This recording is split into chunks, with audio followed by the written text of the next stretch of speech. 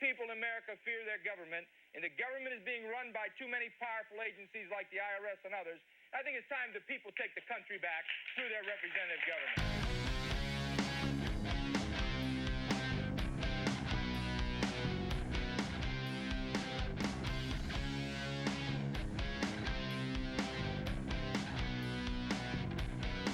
Hey, Mr. Politician, living on that hill, living in that life of luxury, on we the people's bill.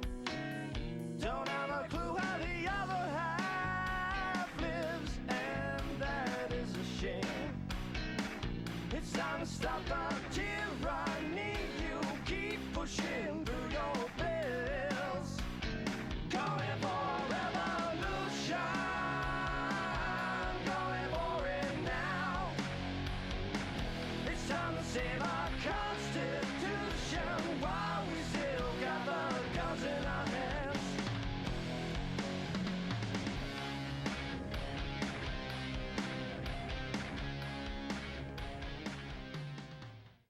Hi, I'm Renee Kimball and welcome to Freedom TV. It's your voice and we're helping you use it. Tonight we have a great guest, and this is definitely along the lines of creating the revolution one solution at a time. We have Matt Wingard, and we're going to be talking about the Oregon Education Tax Credit. This is kind of a really interesting idea of way to get money into education without having to go through the government, and also empowering individuals to make choices about the kind of education they would like to have. So before we get to our guests, we're going to go to our normal segment that we have called Surviving and Thriving. And this week we have Chris Ward. Now Chris is going to be talking about ways to build shelters that you might not have thought about before. And in particular, he's going to be talking about how to build a pup tent out of a piece of plastic and a couple of little zip ties and a few twigs. So here's Surviving and Thriving with Chris Ward.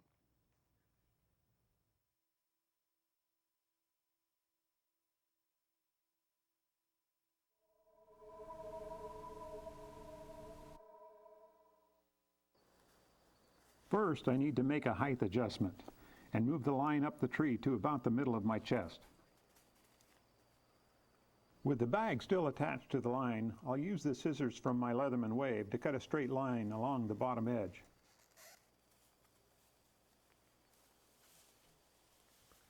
At each corner, I attach 6 inches of duct tape at a 45-degree angle, massaging it into the wet plastic sheeting and doubling it back for additional strength. Next, I'll pull the plastic down to determine the location of my stakes. By folding the tape back an inch or so, I can cut a small diamond opening just big enough for the parachute line to fit through. This will allow me to stake down each corner of the shelter fairly tight. If I decide the shelter needs more protection from the wind, I can add an additional stake to the center. This shelter required about the same amount of time as the tube tent, and it will easily withstand light to moderate wind conditions. If, however, you think that the wind is going to pose a problem, we can take care of that too.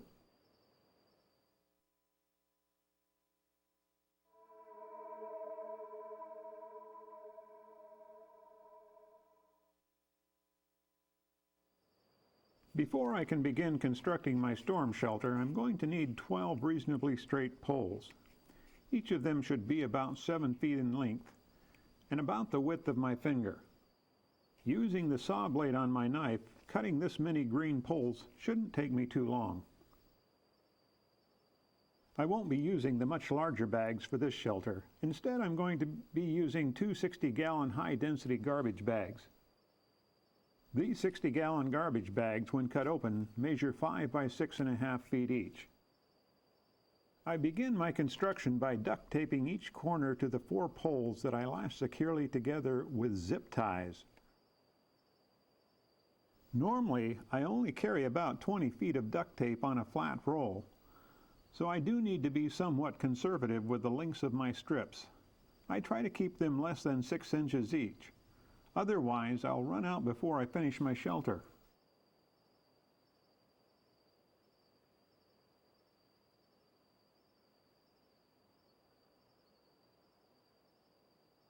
By using zip ties instead of lashing the poles together with a parachute cord, I have been able to create a whole new series of survival shelters. Now I can construct strong, complex frameworks that are perhaps 10 to 20 times faster, and it's so much easier. Almost anyone can do it.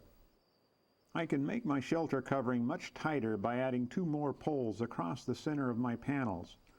I do this in order to keep the side poles from being pulled inward when I tape the plastic to them. The purpose of having a pole framework is to be able to stretch the plastic sheeting outward.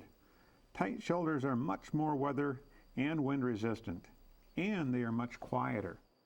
Using duct tape will not only allow me to get the panels drum tight, but they will also add stability to the panels as well. Like the previous 2 shelters, these shelters go up very quickly, and they're surprisingly simple. But more important, they make an excellent emergency storm shelter. 1 panel alone will provide some degree of protection from the rain by leaning it up against a line tied between 2 trees, or just leaning it up against a tree. But I have never considered a lean-to to be an adequate survival shelter. By adding an additional panel, I can create a much more suitable shelter.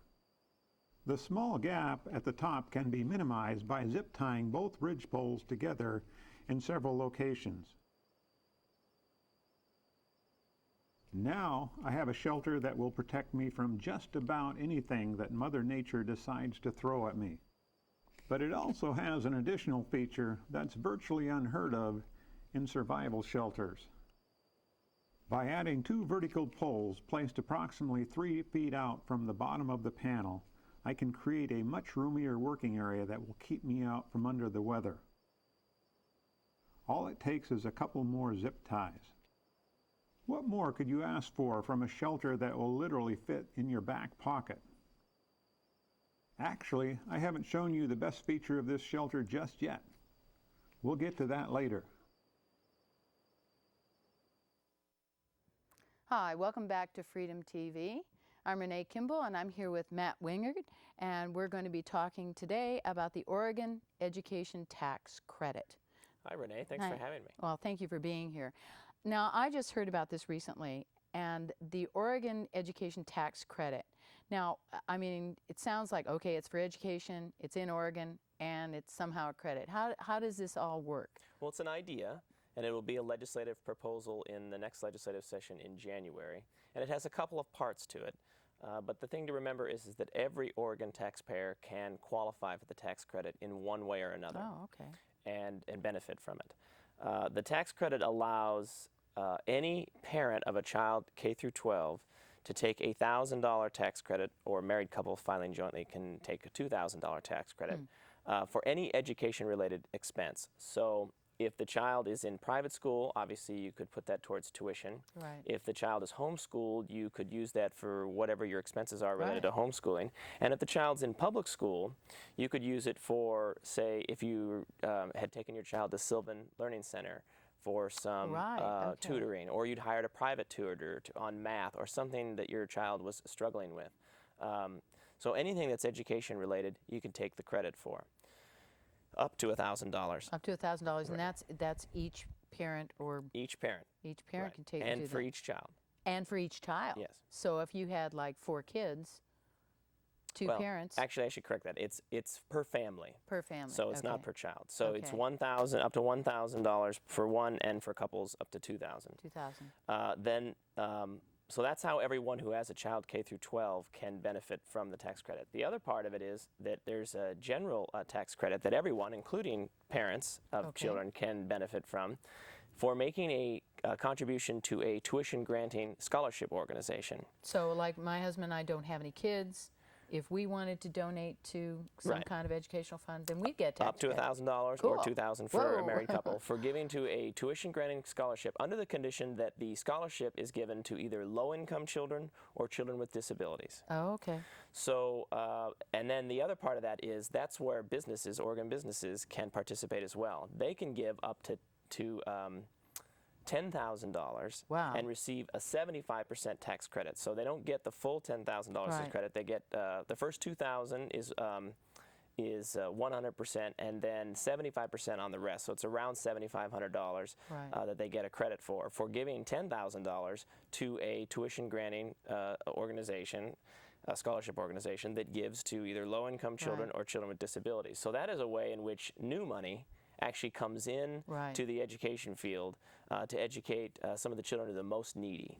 So in one way or another, now parents of K through 12 children can benefit both from the tax credit for their education-related expenses, and they can also take advantage of the tax credit for giving to a tuition-granting scholarship organization. So they have an ability to do it twice. Oh, okay, great. People without children K through 12 can only benefit from the tax credit for giving to a tuition-granting scholarship organization. So it looks like it's an idea that incorporates everybody across the board, whether you've got kids or not. Correct. Every Oregon every Oregon taxpayer who has any kind of a state income tax liability would be able to put that. Now, again, remember, we're talking about a tax credit, not a deduction, and that's confusing for a lot of folks. Explain that, because that is really confusing. A tax deduction is something that you take off of your gross income before you even determine what you owe the state. Taxes. So if you have $50,000 in gross income and you have some kind of a deduction, say $1,000, you take that off of your gross income, and then you calculate the tax that you owe off of your new income, your adjusted income, which is now $49,000. This is a credit, and a credit comes off of what you actually owe. So no matter what you earn, if your tax liability is $5,000 to the state and you have a credit for $1,000, you only pay the state $4,000. So it's a credit that comes off of what you owe. So if you owe any money to the state in income taxes, this tax credit obviously would benefit you. So if you were a person who wanted your money to go to a place that you wanted to see where some action was going to happen, instead of going to the state and who knows what's going to happen, you could actually reduce your bill and the amount of money going to the state by contributing to this and educate kids at the same time. What a great idea. Well, and the thing to remember is that we have a lot of parents who are spending, and in the lower economic scale, parents who are spending money, sometimes barely getting by, to scrape together money for private school tuition. This allows them to get some of the money back that they would otherwise pay the state, which the state, one of the things the state does is provide a free publicly funded education to every child who wants it. This is a way of sort of letting people who are low income keep more of that money anyway to fund their own child's education. But it also brings new money in, because as we did with the corporate tax credit, you have additional money coming in that wouldn't normally, it wouldn't even go to the government. Right. So you're actually allowing a participation by an entity that's never been involved in this other than outright grants. I mean, lots of businesses give schools X amount of dollars or buy this for them or buy that for them. But this way, it could be a scheduled amount of money coming out off their taxes and helping kids get educated. And it's targeted at the children who are truly the most needy. Right. I mean, if you talk to people in the public education system, they'll tell you that not always, but as a general rule, the hardest to educate children are children who tend to come from low-income circumstances and children with disabilities. And if you provide a scholarship for those children, that's one child who's getting a quality education somewhere else that they and their parents think is best for them, and they're not necessarily they aren't if they've taken the scholarship, they're not in the public education system. So that's a very expensive child, so to speak, taken out of the system. So what can happen is people can take, as you said, it's a way to empower people to take control of their own child's education, including low-income people, because as this pot of money grows for tuition scholarships, low-income people can have the same ability to access school choice that people with higher incomes already have due to the fact that they have higher incomes. And as some people don't feel that the local school that they are required to attend for their publicly funded education, they don't feel that school is working for them. And this gives them an ability to make another choice, in which really it's a win-win, because if that child leaves the local public school for what is essentially a $1,000 or a $2,000 tax credit, the average per student spending in the state is closer to $10,000. So that is one child that the district doesn't have to educate, but they're still generating local property tax revenue, and they're still generating income tax revenue, which comes from the state. So you have slightly fewer children, but more money relative, more per pupil spending when you calculate the amount of money divided by the number of students. Excellent. Now, this isn't a new idea. I mean, this has been going on in other states and other locations Right. There for are a quite number a of while. states. There are actually 5 states that that have a tax credit, and Louisiana was the most recent one. No, Georgia. I'm sorry. Excuse me. Georgia was the most recent state. This last legislative session this year, Georgia passed an education tax credit and now provides that to their residents. So I think the other ones, boy, I should have my notes in front of me, but I believe the other ones are Rhode Island and Georgia, and I'm going to draw a blank on the other 3 unless I have them in front of me. So But TV is mesmerizing. There are states out there who have tried this, who are working on this. This is Arizona has one. Arizona has one. So this isn't something that somebody just went, oh, that sounds like a good idea. Oh, you no, know, the corporate tax credit's been around for a number of years. And as I said, Georgia just recently, but actually it's been over the last 10 years. It's certainly a movement that other states are beginning to adopt, because one of the things they see is how many corporations will take advantage of that tax credit. And most of them do it where they don't allow a 100% deduction, like this one is designed. And what they see is the millions of dollars that it ends up generating for the education of the state's children. Because the corporations are going to pay the money regardless of where it's going.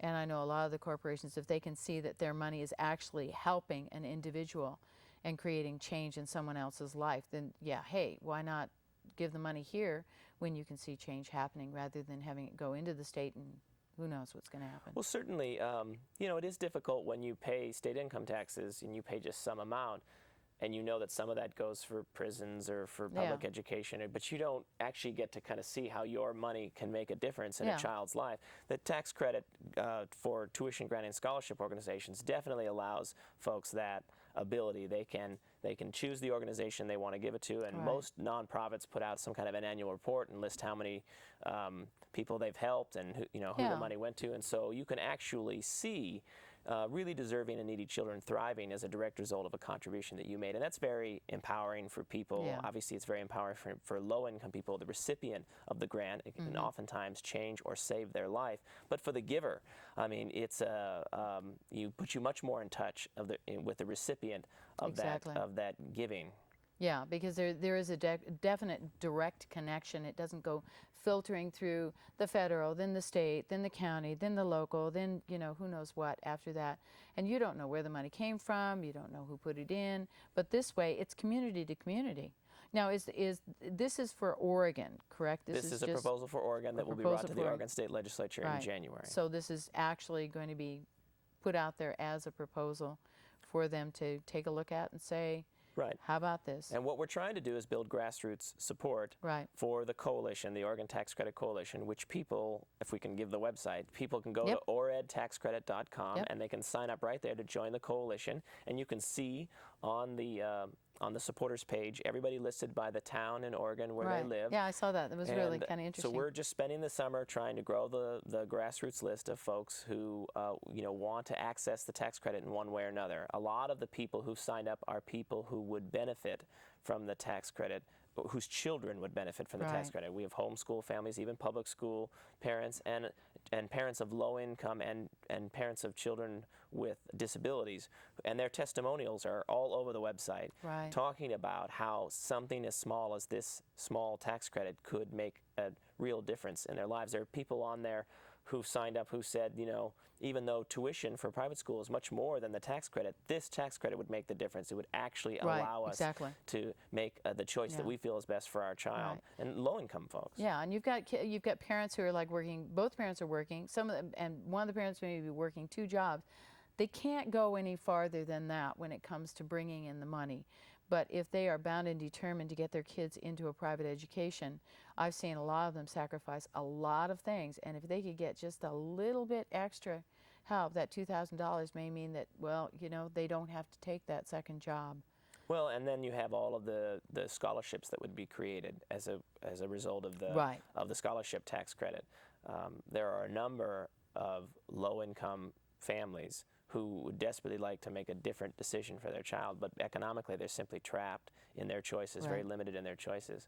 I know that when Cascade offered a children's scholarship they started a children's scholarship fund, I think almost 10 years ago, and offered 500 scholarships, and you had to be low income to qualify. Right. This was in the Portland metropolitan area. Over 6,000 families, Oh my God. low income families, applied for those scholarships. So we know the need is out there. Yeah. It's just a matter of creating a mechanism where, again, where we can have a win-win scenario where the person giving receives a tax credit for doing so, Right. or the corporation, and then the people who desperately want a scholarship there can be organizations that have the Right. money to be able to do that. And this 500, 500 slots, 6,000 people applied for it. That was just one Yeah. example. Of But something it's that not happened like there. you were advertising on TV, and that shows you how desperate the need is out there when people word of mouth it around to run 500 places into 6,000 people who apply for it.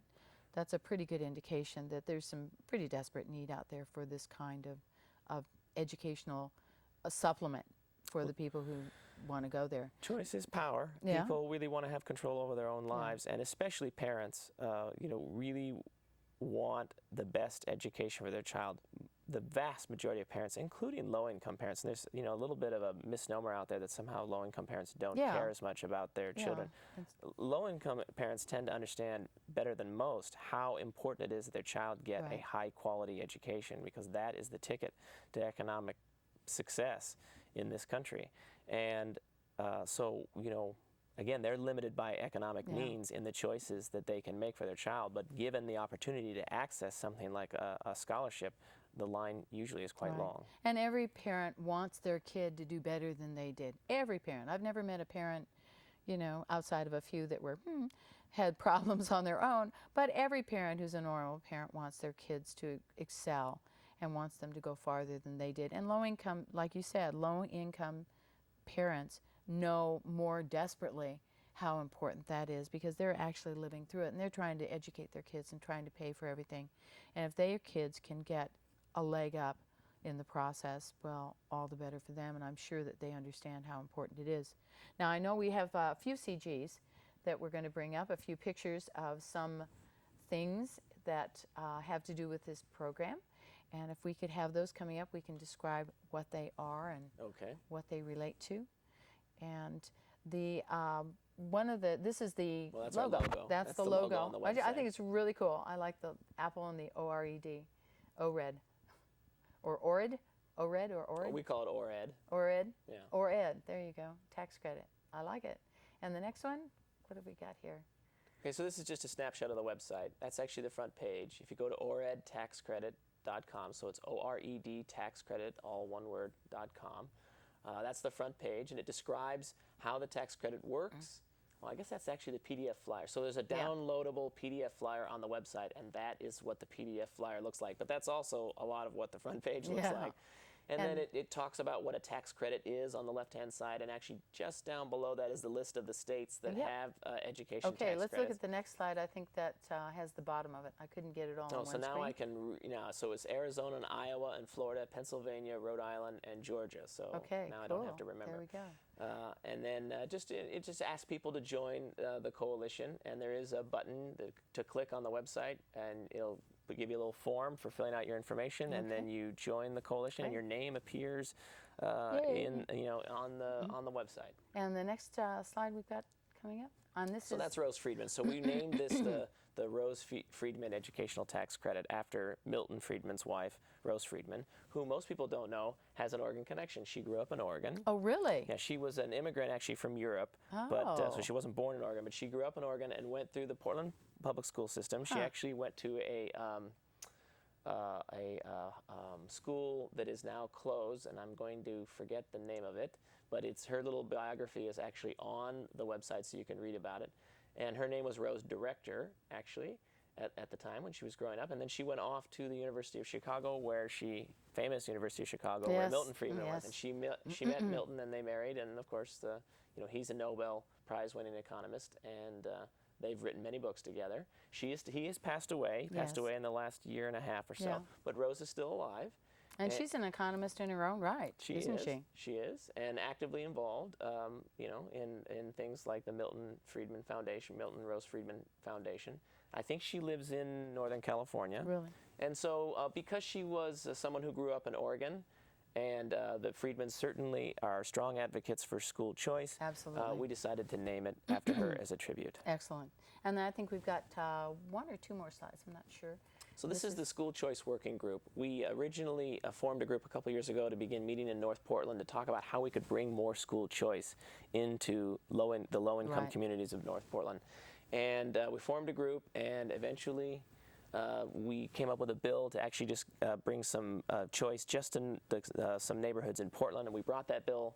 Are we running out of time? No, that's, okay. we're fine. I'm sorry. We got heaps of time. We brought a bill to the last legislative session, House Bill 3010, and it was a bill that would have allowed just 1,000 low-income students in the low-income neighborhoods of Portland to take the per-student money and go to any school that they wanted. And we got a hearing on that bill, and everybody there in the picture is either from Cascade or a member of the group.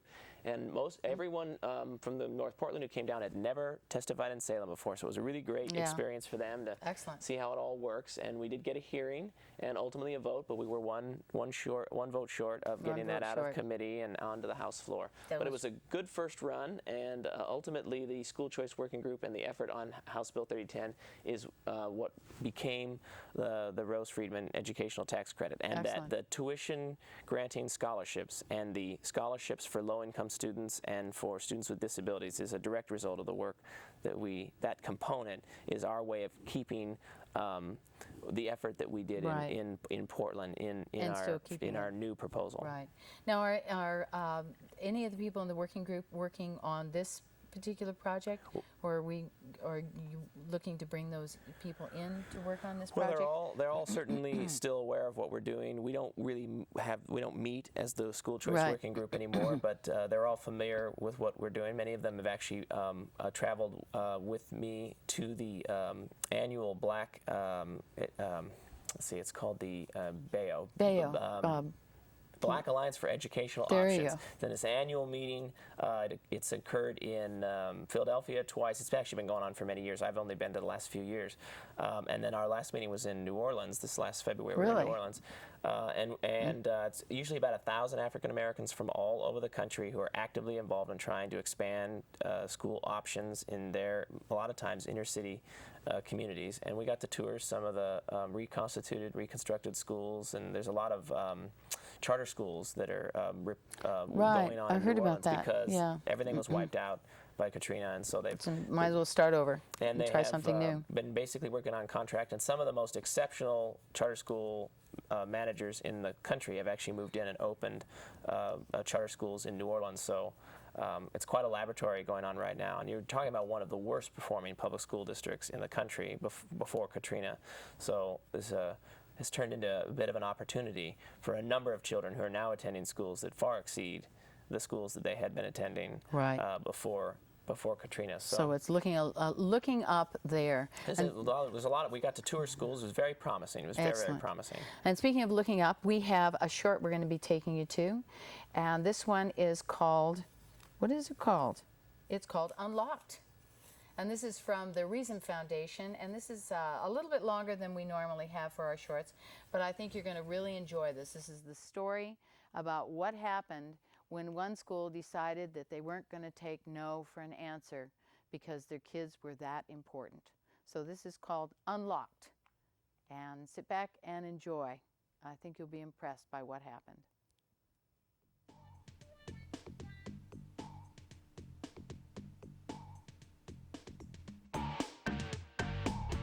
Only 7% of its juniors are proficient in history, 1% in geometry, and even less in algebra. When folks outside the Watts area in Los Angeles hear about Locke High School, it's usually bad news. The state ranks schools from 1 to 10, with 10 being the highest.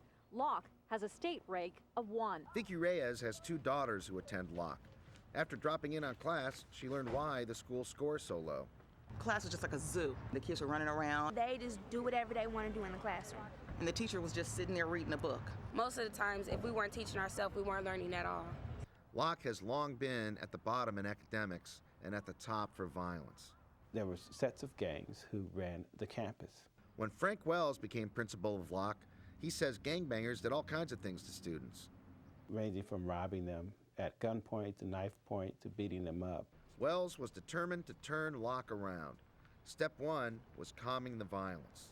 If you got into it, Dr. Wells would take care of you when it first happens. He would nip it at the bud before it grew into a larger problem. But when Wells continued to push reform, he ran into what he calls a brick wall.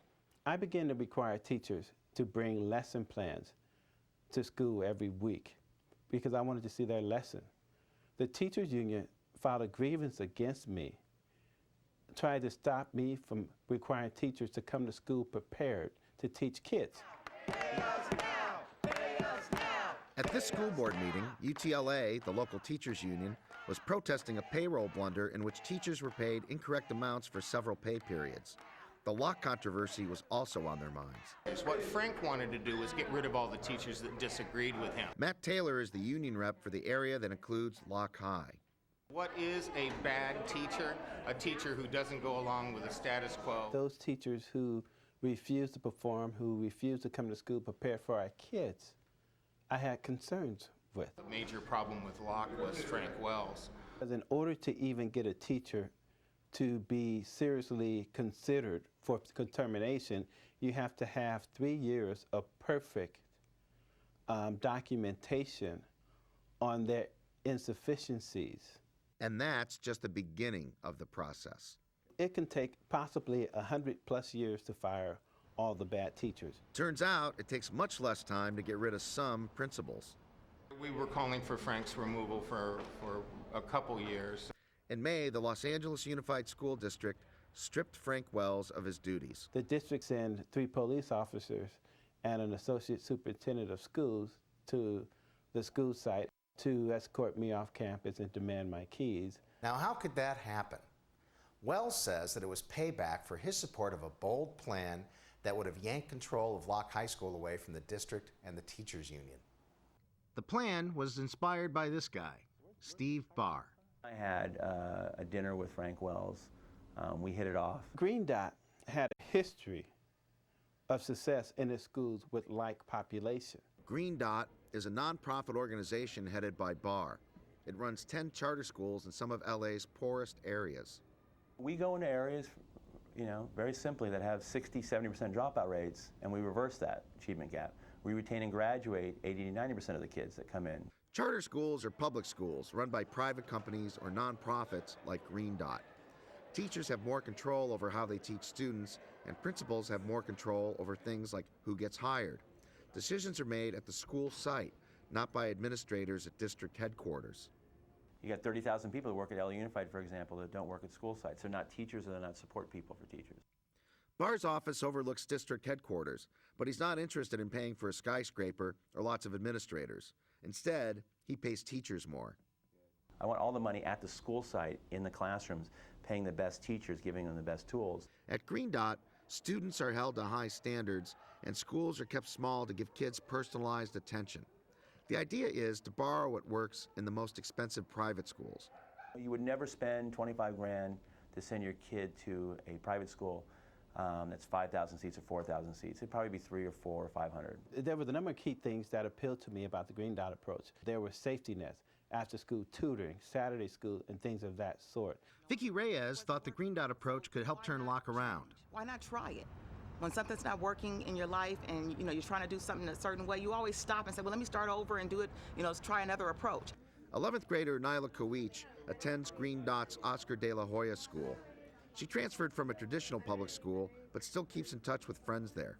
If I tell them something like, oh, I'm learning about this, about that, like, oh, how could you get that? It's like really hard. And I'm like, well, not really, just like is how the teachers explain it and everything. Nyla says there were lots of gangs in her old school, but not here. There's no gangs here. It's really hard for us to have a gang if anybody wanted one. And I don't think anybody would want one because everybody knows each other well. At first, Nyla didn't want to transfer schools, but now she's glad her mom convinced her to give Green Dot a shot. It's really sad that these parents have been manipulated by snake oil salesmen like Steve Barr. But Steve Barr has plenty of critics. Who feeds at the trough of public education and is nothing but a vampire.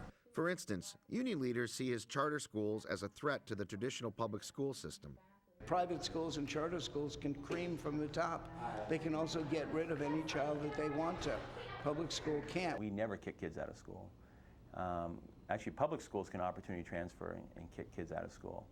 Our mission is we never do that. His model disrespects teachers. I'll give up on a teacher faster than a 14-year-old kid. They lose a lot of their rights as teachers. We don't build the schools for the teachers. That's the big disconnect. As you saw in the board meeting, you know, the president of the teachers union can just walk up and take over a microphone. To take this anymore.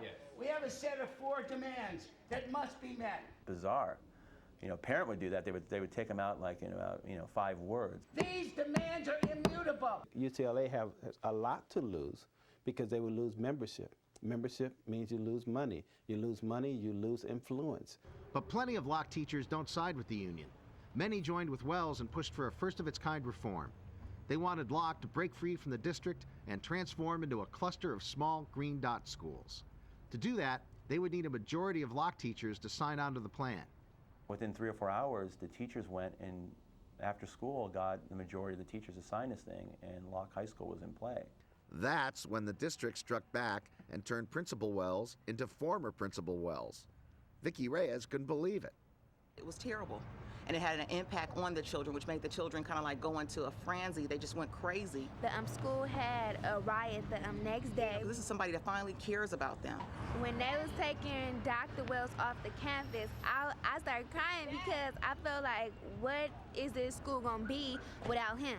For the rest of the year, Wells was ordered to report to a district office. 7, they gave me a cubicle next to the restrooms at $600 a day to sit and do it nothing. The post-petition fallout continued. The school district and the teachers union called mandatory meetings, one after another, over the next week with misinformation campaigns. If you ask too many questions at a green dot school, you're just not hired back for the next year. Frankly, if I was sitting in the room, I would rescind my signature after hearing some of these things.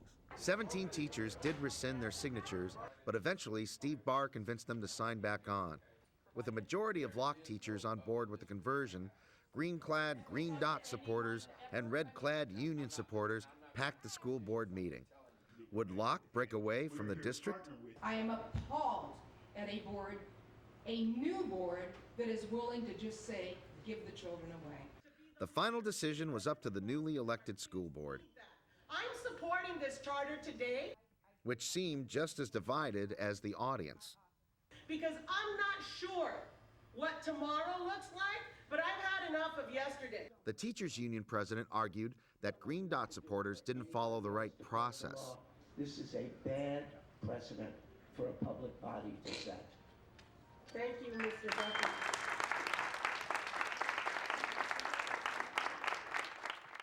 Steve Barr watched anxiously. So did Frank Wells. Vicki Reyes brought her daughters and niece to the meeting to speak out in support of Green Dot. Teachers, parents, board members, president, superintendent, everybody, help our students. All right.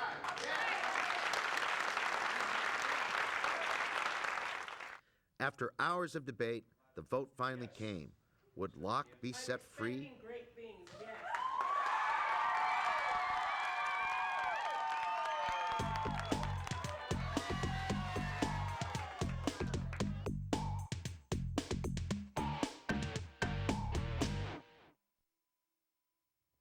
Hi, welcome back to Freedom TV, and we're having an interview today with Matt Wingard, and we're talking about the Oregon Education Tax Credit. So welcome back to our set, and I'm really glad you're here because Glad to be here. I wanted to ask you a question about the process of how you got involved in this. I mean, you're fairly young. Why would you get involved in school choice? What's the reason behind all this? What a long journey. You know, I grew up out in the Beaverton School District. Great public schools, as many public schools in the country are. And I was a child who fit very well in the public school system. I, succeeded and I thrived and I went off to a good college and I never looked back and never really thought about it. What I realize now looking back is how many of my peers disappeared in those last 4 or 5 years, and I didn't really recognize that because I was too preoccupied with my own world. And then I got involved in politics. I was a television reporter for a number of years and certainly covered education-related issues, and then also worked for a congressman and ran some campaigns. But then what did it for me was running Rob Kramer's campaign for superintendent of public instruction. Really? He's a man I didn't know until a friend of ours put us together because he was running for office and I was somebody who had managed campaigns. And I think we talked. What was supposed to be a lunch meeting turned into an all-afternoon conversation. And I realized that this man had a passion for something, and that he also was a genius and was extremely well educated on the issue. His father was a principal, retired principal from Beaverton High School. I went to Aloha, so it wasn't my high school, but and he knew this stuff backwards and forwards, and he understood it in a way that I didn't, and it brought me into it, and so on his passion alone, I decided, this guy would make a fantastic superintendent of public instruction because he really cares about the kids, and he would put them first above everyone else. Yeah. And what a in rare the course thought. of traveling the state with him and the conversations, the hundreds of conversations that he had with parents, with students, and with teachers, and oftentimes with the teachers and principals, it was private conversations off to the side in which people were saying, I agree with you, I will be voting for you, but I can't say anything. And I didn't know about this whole world of this move for change and for choice and how many children. I didn't know the statistics until I ran Rob's campaign. I didn't understand that nearly 1 in every 5 children in this country doesn't finish high school, and that among African Americans and Hispanics, it's nearly 50%. 50% dropout rate. Oh man! And I met, these families who would come to Rob as he was running and say, we need choice in our community. I need another choice for my child. And story after story after story, and never the same. I mean, sometimes it's children that are too bright, and they need something that's different from what they're getting at the local public school. Some of them were children that had disabilities, and they needed something that they weren't getting. Sometimes it was, that they needed a school with more structure or less. I mean, what I learned on the campaign trail with Rob was that no two children are alike. Oh, funny that. And Gee. that one size does not fit all. And I began to understand how the way we run our public education system begins to homogenize it. It sort of forces homogenization and sameness. For a lot of reasons, for the bureaucracy and the largeness of districts as well. And that is exactly not what our children need. They need a lot of different kinds of school options available to them because certain schools will work very well for some children and not for others. And then this school over here will work well for some children and not others. And again, the way we run our system now is everybody's assigned by where they live. I mean, how random. Imagine if where you ate, where you were going to go for dinner, you were just told this is your neighborhood restaurant and you have to eat your meals there. There'd be some slim choices. Or your health care. Imagine if when you wanted to see a doctor, they said, well, the doctor assigned to your neighborhood is this person. Oh, good. In every other way we would reject that, but we'd gotten very used to it. And again, I had gone through, and like a majority of children go through the public education system, and it works for them to one degree or another. It tends to work. But there is a large number of children that it doesn't work for, and they need something outside of what we're offering for free, especially if they're low income. Because if you're a parent, a high income parent, and you have a child who isn't fitting in the public school that you're assigned to, you really do have options. You can just move, go buy another fit. and you can yes, exactly. Buy another fit. But if you're low income and your child is not thriving in the local school that you're assigned to, you really are trapped. And, again, going to the BAO symposiums and listening to African Americans talk about the relationship that they have with schools, something that was, growing up in the suburbs, I didn't understand. And that they feel like, in many cases, when they're struggling with their child, or their child is struggling and they're struggling to help them, they really feel like the power relationship is all wrong. That when they go in there to a school to try to advocate for their child, there's this sort of implicit understanding that they don't have another choice to make. Where are they going to go? Exactly. And nobody should feel that helpless. Exactly. Especially when the goal of our public education system is to provide a publicly funded education. It's not the system that we fund, it's the education. Exactly. We want the children to get a high quality education, and so it should matter less who's providing it and matter more that it be a high-quality education, and that the parent and students say, this is what I want, this is what I need, this works for me. Excellent. And so I caught the bug. As you can see, I'm passionate. I think you spend got the bug. 8 months with Rob Kramer traveling the state, and it's not possible to go unchanged. And I came away from that campaign, which he didn't win, but we won in other things. I mean, Rob ran against the SimCam measure, and eventually the SimCam was removed, and all the people, including his opponent who said that it should remain, eventually came out against it. So, I mean, Rob was ahead of his time in many ways, and that's normal for leadership. But I couldn't let it drop. You know, after the campaign was over, I've made it my business to be actively involved in, you became education reform. with it, and it obviously looks like it's taken root. And I think we have a phone call. I think someone's called in. We've got a phone call? Oh, okay, ask for calls. Okay, it takes me a while. Yes, we are here on the set, but we do have the opportunity for people to call in and have a question for Matt about the Oregon Education Tax Credit. So if you have a burning question, do dial in. The phone numbers are on the screen, and you will be able to reach us through either phone number. And in the meantime, we'll keep talking about this great program. So the idea is to get it in the legislature. This is the Oregon tax credit. Right. Now, what happens to it when it goes to the, what does that mean? It goes to the Oregon legislature. Well, ultimately, any piece of legislation has to be passed by the legislature. Right. So the way you pass anything is by getting the majority of the votes. And so that's the reason why we're growing this grassroots coalition. And we want people from all over the state so that every representative will hear from their own constituents telling them about how a tax credit like this would benefit them and their family. And that's the only way to get something like this passed. I mean, you're dealing with something that's, you know, very institutional and very entrenched, and the only way to get change is from the bottom up. Right. And so we need to grow a coalition of people who see the merits of allowing people more choices. And you know, one of the nice things about this is everybody gets to benefit as well. Exactly. So there's a little That's bit a of, really you good know, part of it. Of self-interest, Yeah. but motivate, and but the end product of that self-interest is that the children benefit. Exactly. And so because we've designed this so that every taxpaying Oregonian can access it, literally, you know, we believe everyone is a potential coalition supporter. And again, the website is oredtaxcredit.com.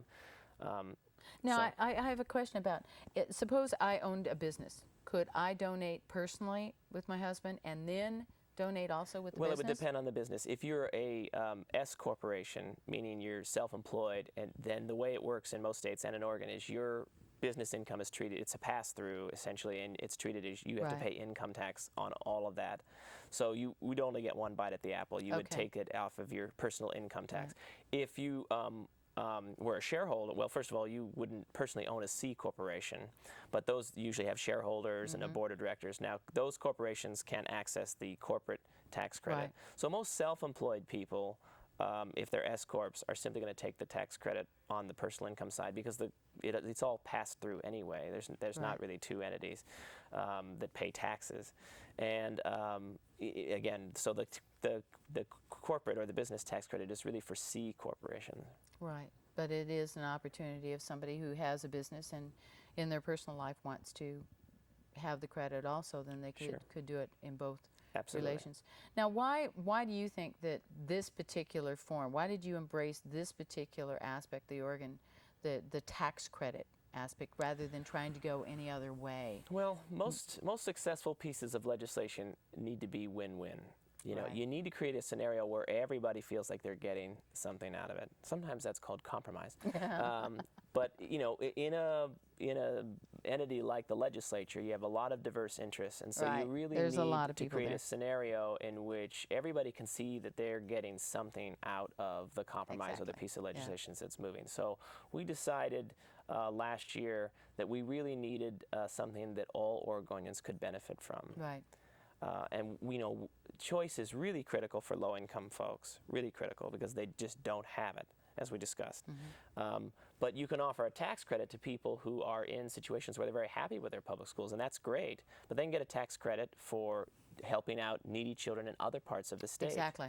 And so that is the idea Right. that behind a win-win scenario. So you have people who may be very satisfied with their schools, and that's great, still able to access the tax credit. And then by doing something that's in their self-interest, they're actually benefiting children somewhere else in the state who may not be satisfied with the school choice So option. you also take the power back to give to the individual. Well, yes. I mean, I'm dedicated to the principle of empowering individuals, and so is Cascade. So anything that we create would have to do that as one of its goals. It would have to empower individuals to take more control of their own lives. Right, and that way you do have that control, and you do have that power. And again, it's the more power you have, then obviously the power has to balance out, and then the state has to kind of go down a little bit in its power so you can have a little bit more power. But it's your life. Who should have the power over your life? A government bureau, a bunch of people and bureaucrats who don't even know you in some place that they don't even care about you, or who's going to be better at taking care of your own life and your own kids? You. My philosophy on this is that a lot of people are very happy with the school that they are assigned to, and that's the way the system is, and that's wonderful. But I don't believe that anybody should be forced to go to a school that is just not right for them. That's the issue here. It's not about radically changing the public education system. It's simply about saying, for the vast majority of people in the public education system who are satisfied with the school and the options that they have, great. But if someone is unsatisfied, they should be allowed to make another choice. Right. And I think we do have a call now. Caller, do you have a question for Matt? Yes, I have a question. Have you talked to teachers about this idea? I understand that a large percentage of teachers actually send their own children to private schools, although I understand this is going to be mainly for low-income people, though.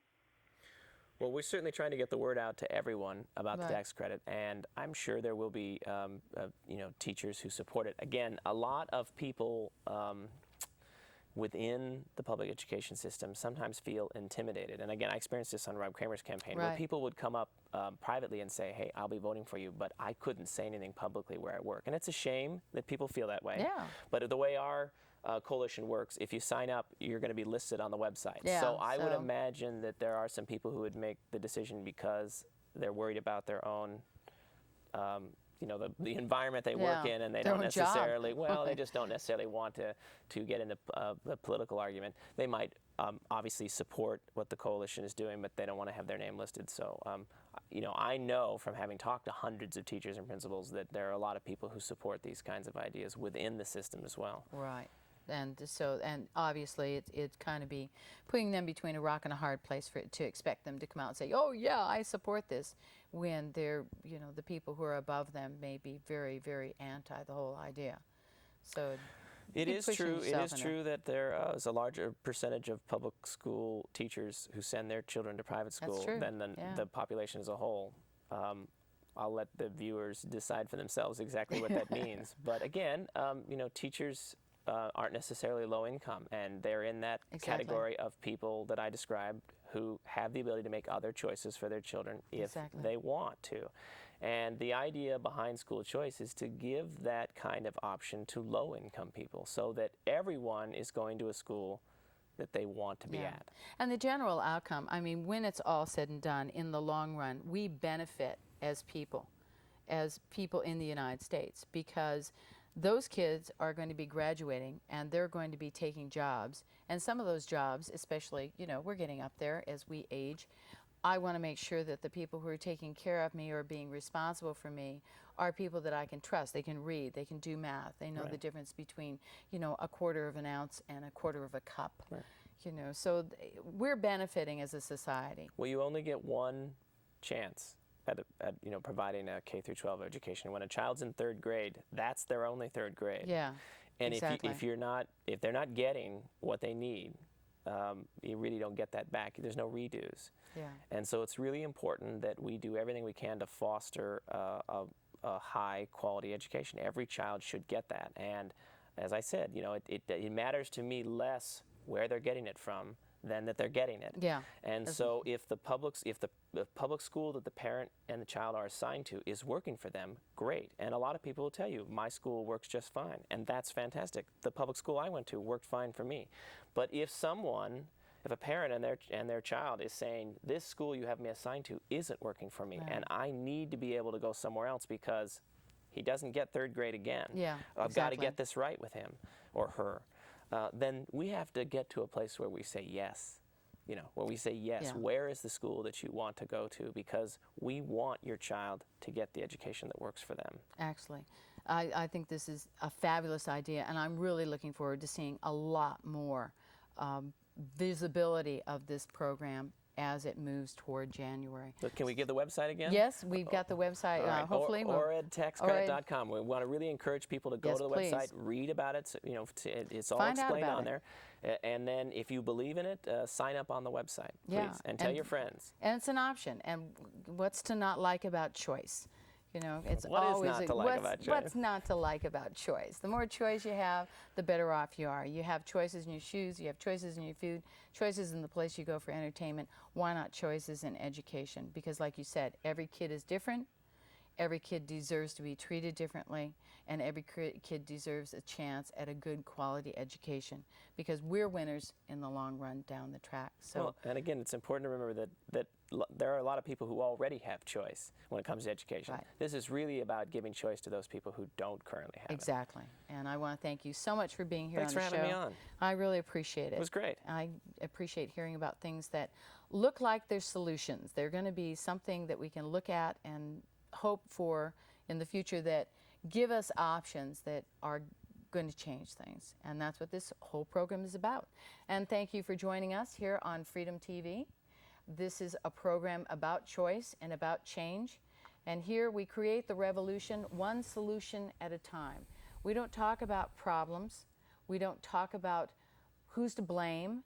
And we certainly don't sit around and bemoan our situation. This is a program all about people, organizations, and ideas that are effecting change and turning things around in the universe to what we want it to be, rather than what we've had to put up with over the past how many years. So join us next week. We're going to have a very special show for you next week that's going to be a little bit entertaining and a little bit different. So join us next week for Freedom TV. Thank you. I cry for my country, for the pain that it's been through. She's been made to suffer for the profit of a few. Storm clouds are forming, winds of change now touch our shores. Our hear forefathers are crying as the dream's been cruised.